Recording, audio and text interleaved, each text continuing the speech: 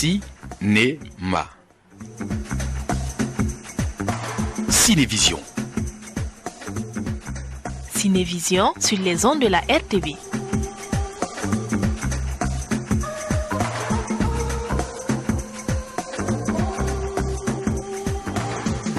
Auditeurs de la RTB Radio, votre émission de ce jour, Cinévision, ira à la rencontre d'un jeune ingénieur du son cinéma qui s'est lancé dans la réalisation de films radiophoniques. Et en deuxième partie, nous serons avec Boukari Vedrago qui a eu un entretien avec Honoré Yamiogo, un producteur, lors des journées cinématographiques de Carthage en Tunisie.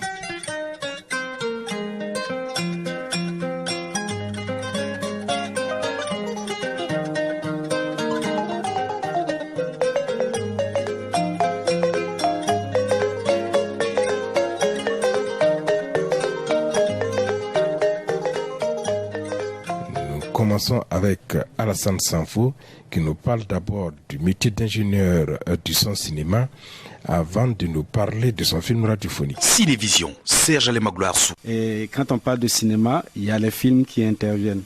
Et il y a d'autres ingénieurs du son, il y a la sonorisation de spectacles, il y a ceux qui travaillent également dans les studios d'enregistrement, qui font les albums pour les gens. Tout cela, c'est des ingénieurs de son également. D'accord. Et comment devient-on ingénieur de son cinéma ?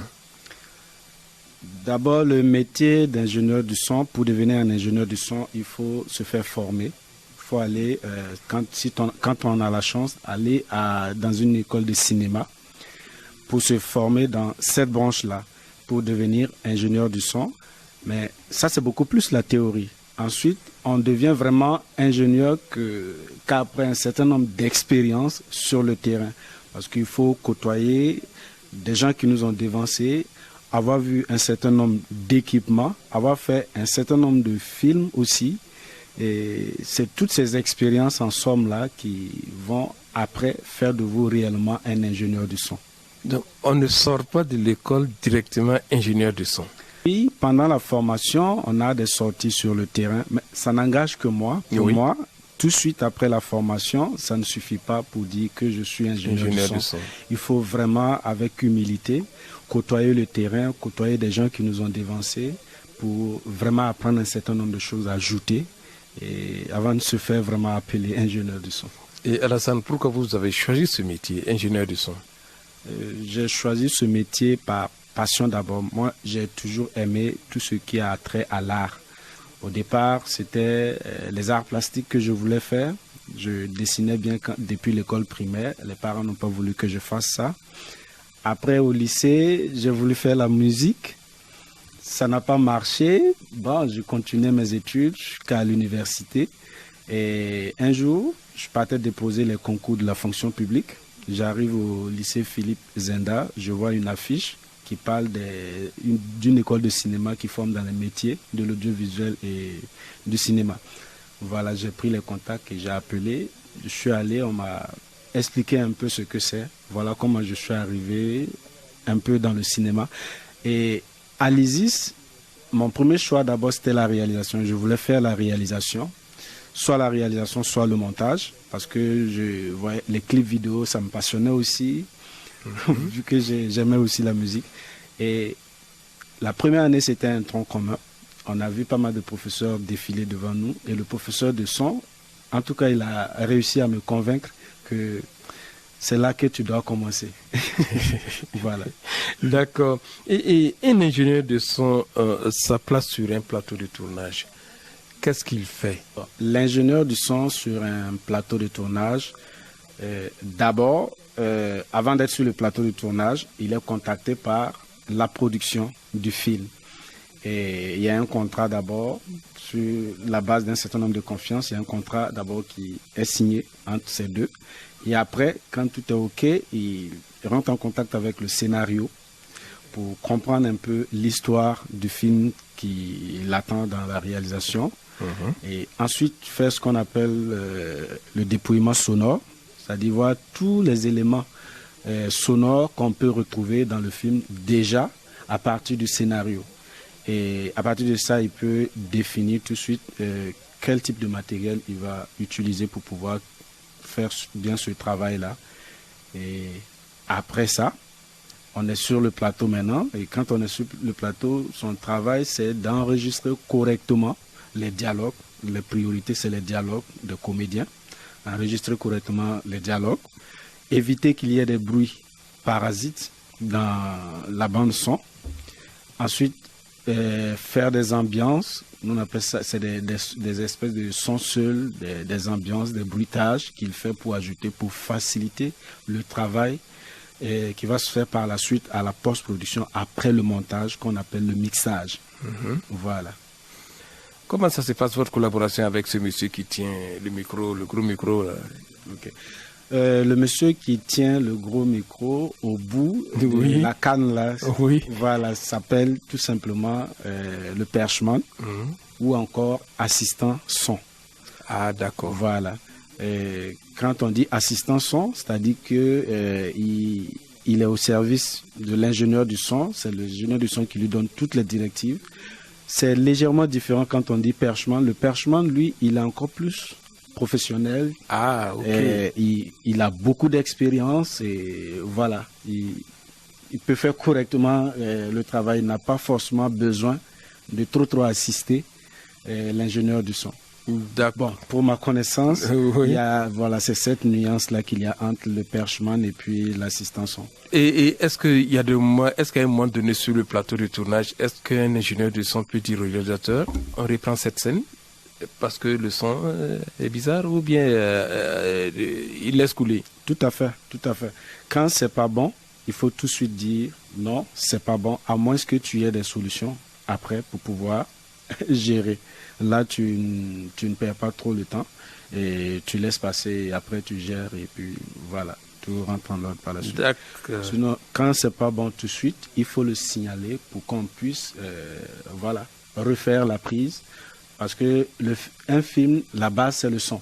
Si le son est complètement raté, le film il passe à côté. L'image peut avoir quelques imperfections, mais si le son est bon, ton film a un peu de chance quand même d'aller de l'avant. D'accord. Et après le plateau, est-ce que vous assistez au montage? Est-ce que les ingénieurs de son cinéma assistent au montage des films? Au montage des films, bon, le montage directement, c'est pas trop son domaine, le montage. Ça, c'est beaucoup plus, je dirais, le cadreur ou le directeur photo qui peut-être au niveau du montage venir jeter des coups d'œil pour voir comment est-ce que l'histoire est montée, voilà, comment l'étalonnage est fait, tout. Mais l'ingénieur du son, lui, c'est beaucoup plus au niveau du mixage et du montage son. C'est-à-dire après le montage image, au niveau du montage son, si c'est pas lui qui mixe ou qui monte le son, il peut venir jeter un coup d'œil pour voir comment son travail est exploité par la suite. Et le mixeur ou le monteur son peut se retrouver avec une difficulté. Et comme lui, il était sur le plateau, il peut dire non, va dans tel dossier ou tel truc. J'avais déjà fait un truc de ce genre-là. Tu peux l'utiliser pour placer ici, placer ici. D'accord. Mesdames et messieurs, le film que vous allez suivre s'intitule Au revoir Diam. Alassane Sanfo, en dehors de ce métier d'ingénieur son, vous lancez sur un domaine, c'est le film radiophonique. Bon, au début, même quand j'en parlais à mes amis, ils trouvaient que c'est fou tout ce que tu racontes comme, voilà, comme réalisation de films sonores et tu prétends même réaliser ce film-là comme on le ferait en temps réel sur un plateau de tournage cinéma. C'est la caméra seulement qui n'est pas là. Sinon, c'est le même procédé que j'utilise. On choisit les décors, on répète avec les comédiens. Et là, ça va beaucoup plus vite parce qu'on n'a pas trop de problèmes de raccord, de trucs et tout ça. Il y a plein de choses qu'on peut tolérer dans le son. Au début, j'ai dit que quand je partais à l'école de cinéma, mon ambition c'était de devenir réalisateur. C'est-à-dire que quelque part, il y a cette envie de m'exprimer aussi. Voilà, de m'exprimer qui est toujours là. Et bon, je me suis dit peut-être, pourquoi pas, tu sais faire un peu le son, tu connais un peu un mixage. pourquoi ne pas initier quelque chose où tu pourrais t'exprimer et passer par là aussi pour sensibiliser les gens, faire passer un certain nombre de messages. Voilà comment je suis arrivé dans ce projet, sur ce projet. Ouais, ça va. Ce sont les think tanks. À la fois passée, je te voyais passer, mais bon, tu t'es pas arrêté. D'accord, il y a un premier film qui est là, Au revoir Diam. Et pourquoi? Au revoir Diam, le thème porte sur la question de l'incivisme dans la circulation, le non-respect des feux tricolores, le manque de courtoisie dans la circulation. Voilà, c'est le premier thème qui m'a tout de suite frappé. Je me suis dit qu'à Ouaga, c'est un problème assez récurrent et qui mérite qu'on parle et qu'on en reparle, qu'on reparle. Voilà pourquoi j'ai voulu faire ce premier film-là dessus. C'est l'histoire d'un monsieur, Diam, qui, voilà, un matin, sort pour aller au boulot. Et chemin faisant, il croise le chemin d'un autre jeune qui se cherche dans la vie, qui essaie de se frayer un chemin dans la vie aussi. Voilà. Mais un jeune avec le sang assez bouillonnant. Donc il revient de son kiosque après avoir bu du Nescafé, causé un peu avec ses amis. Et ces deux messieurs-là se rencontrent dans la circulation. Il y a un, le jeune surtout, qui est assez imprudent dans la circulation, qui boule le feu et qui va heurter l'autre monsieur de l'autre côté, qui est un fonctionnaire honnête qui vaquait tout simplement à ses occupations. Donc il a mélangé la vie de ce dernier qui, par la suite, est transporté à l'hôpital. Malheureusement, il perd la vie. On informe sa femme, tout affolée, qui arrive et qui se retrouve impuissante face à la réalité qui est devant elle.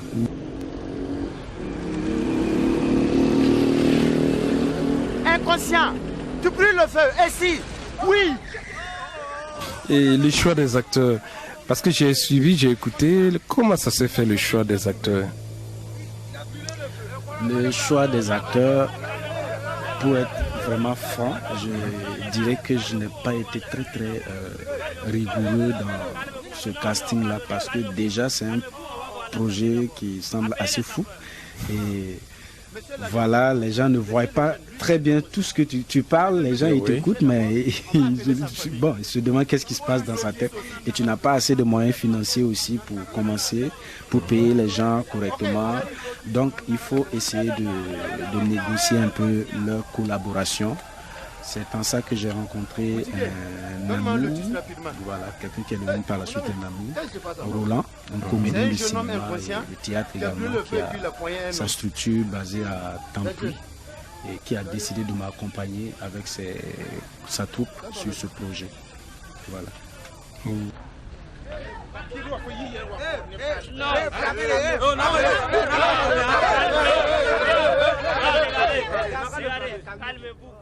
Parce que le jeu des acteurs, on sent que c'est des acteurs de théâtre.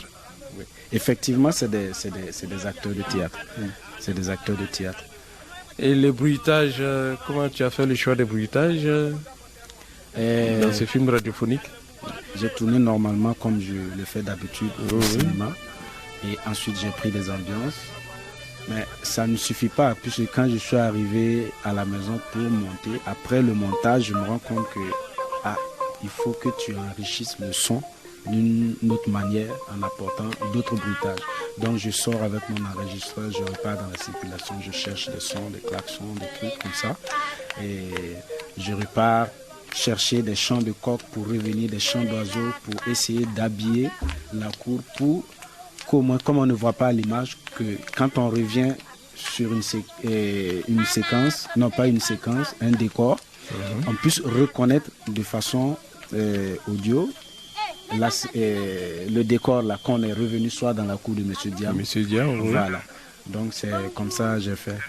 Et l'hôpital, j'ai tourné l'hôpital dans une salle de conférence tout simplement parce que je voulais cette impression d'écho là. Donc c'était une salle vide. On a fait le tournage à l'intérieur et après je suis sorti aller avec mon enregistreur à l'hôpital Yalgado pour prendre des ambiances pour venir ajouter, pour faire beaucoup plus. Voilà. Les gens vont dire que ce monsieur est fou. Voilà, c'est un peu ma tricherie comme ça. D'accord. Il va bien. Oh Dieu Seigneur. Calmez-vous. Ne vous affolez pas. Oui. Roulez prudemment. Oui, Seigneur. Et comment vous comptez trouver des sponsors pour ce genre radiophonique, ce genre cinématographique, les films radiophoniques? Comment vous comptez trouver des sponsors? Parce que là, ça sort de l'ordinaire. À part les films de Pierre Bière qu'on écoute à la radio. Oui. En toute franchise, je ne sais pas trop, j'ai pas de piste pour le moment comment écouler ou avoir des moyens encore plus solides pour la production. J'ai juste essayé quelque chose que je sais que ça peut intéresser des gens, des structures qui pourraient peut-être accepter d'accompagner au vu des thématiques que j'aborde ou qu'on peut me demander de traiter. Et vu aussi les capacités techniques et artistiques que voilà, je peux avoir pour pouvoir confectionner une œuvre de ce genre. Donc, je suis ouvert si quelqu'un peut m'accompagner ou nous accompagner pour plus de production de films sonores de ce genre, la personne serait la bienvenue. Et est-ce que Sanfo a déjà contacté certaines radios par rapport à la diffusion de ce film? Il faut dire que ce film est en français à mourir. Il faut dire que Radio Burkina est la première radio que je contacte pour la diffusion de ce film-là. Donc c'est mon premier pas comme ça. Je l'ai fait du moins en français et en moré. Je vais parler du film en français et en moré pour que le message puisse atteindre le maximum d'auditeurs. Voilà, il y a des gens, peut-être si on sort de Ouaga, on rentre un peu en province, qui ne comprennent pas bien le français et qui sont beaucoup plus à l'aise dans le moré. Ce message-là peut bien passer. Et même à Ouagadougou également, il y a des gens aussi qui ne comprennent pas le moré. Ils ne sont pas moréphones, c'est le djoula, le français ça peut passer. J'aurais voulu le faire en djoula aussi pour ajouter, mais malheureusement mes acteurs ne comprennent pas le djoula, alors que je veux garder la même couleur, les mêmes ambiances. Voilà. Quels sont les projets de Sanfo à long et à court terme? Est-ce qu'il y a déjà d'autres sujets qui sont en train de mijoter dans la tête ou... Oui, en tout cas j'ai pas mal de projets dans la tête concernant les films radiophoniques. Il y a même des documentaires que j'envisage. Oui. Voilà, et l'idée que j'ai, je vais la dévoiler sur les antennes, il n'y a pas de problème. C'est-à-dire, c'est une fille que je veux suivre. Je n'ai pas encore trouvé la fille idéale. Je cherche toujours, c'est-à-dire une fille de joie qui travaille dans les maquis. Et son profil, c'est qu'elle est assez jeune, entre 18 et 21, 22 ans comme ça. Elle a dû peut-être abandonner les études à faute de moyens. Elle a peut-être un enfant, donc elle travaille au maquis, elle se prostitue pour pouvoir subvenir à ses besoins. Donc c'est faire des interviews audio avec quelqu'un comme ça et par moment lui placer peut-être un micro HF bien caché quelque part et l'espionner dans sa vie de nuit avec ses clients, tout, et révéler. Bien sûr, son identité sera protégée. C'est juste les voix qu'on va entendre et voilà, on ne va pas exposer la vie de quelqu'un comme ça. C'est pour pouvoir quand même montrer aux gens l'autre côté de la vie de certaines personnes dans la société qu'on pourrait croiser dans la circulation et qu'on ne fait pas attention. Oui. Voilà. D'accord. Autre mot à ajouter pour les auditeurs qui t'écoutent sur Radio Burkina? Autre chose, il y a un message particulier de Sanfo? Bon, j'ai pas de message particulier en tant que tel, à part remercier Radio Burkina, Monsieur Soualin, qui a bien voulu m'accepter tout de suite et me recevoir sur ses antennes. Et aussi, je lance un appel à tous ceux qui m'écoutent actuellement et qui pourraient aider dans la production des films de ce genre. Voilà, je voudrais quand même mettre ma petite expérience d'ingénieur du son au service de la sensibilisation de ma société aussi. D'accord. Voilà. Ok, merci Sanfo. Je rappelle aux auditeurs que je recevais Alassane Sanfo, ingénieur du son de cinéma. Dans l'émission Cinévision, certainement, vous aurez ces 2 films radiophoniques sur les ondes de Radio Burkina.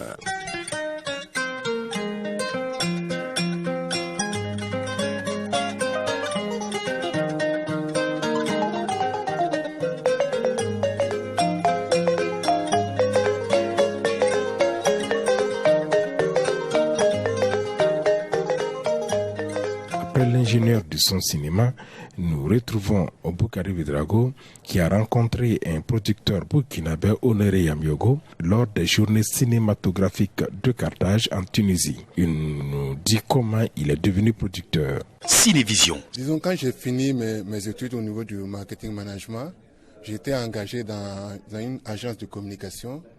Et par la suite, je ne me sentais vraiment pas dans ma peau au niveau de cette boîte. Parce que je n'avais pas cette liberté de m'habiller comme...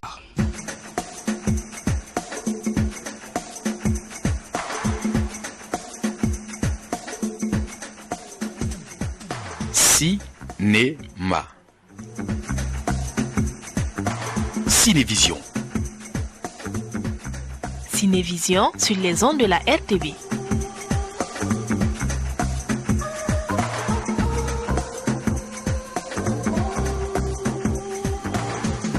Auditeurs de la RTV Radio, votre émission de ce jour